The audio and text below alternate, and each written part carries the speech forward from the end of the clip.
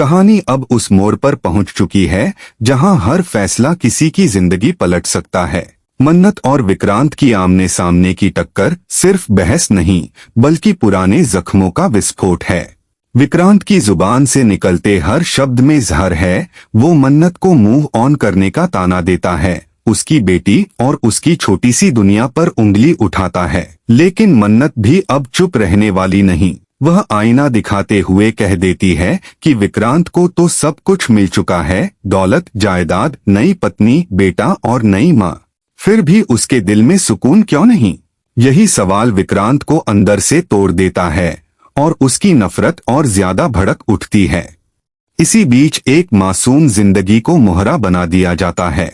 मन्नत अपनी बेटी दुआ को सिखाती है कि इज्जत से बड़ा कुछ नहीं, जहां सम्मान न हो वहां कदम भी नहीं रखना चाहिए। लेकिन नीतू को यही बात मंजूर नहीं। वह दुआ की मासूमियत का फायदा उठाकर उसे कंपटीशन के लिए तैयार करती है और झूठ बोलती है कि विक्रांत खुद उससे मिलना चाहता है। दुआ माँ की बात मान चुकी होती है, लेकिन नीतू की चाल उसे ऐसे रास्ते पर ले जाती है जहां सच सामने आना तय है। जब नीतू दुआ को लेकर विक्रांत के सामने पहुंचती है, वही कहानी का सबसे बड़ा धमाका होने वाला है। विक्रांत को अब तक अंदाजा भी नहीं कि उसकी असली माँ किस हालत में है, व्हीलचेयर पर, दर्द में, और उसी बेटे के लिए तरसती हुई जिसने उसे भुला दिया। और इसी पल नीतू ऐसा सच उछालने वाली है जो सब कुछ तबाह कर देगा। दुआ धैर्य की नहीं बल्कि विक्रांत और मन्नत की बेटी है।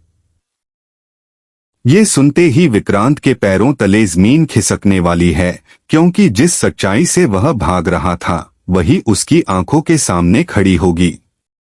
अब आने एपिसोड्स में सिर्फ ड्रामा नहीं, तूफान आने वाला है। क्या विक्रांत इस सच को स्वीकार पाएगा या गुस्से में मन्नत से उसकी बेटी छीनने की कोशिश करेगा?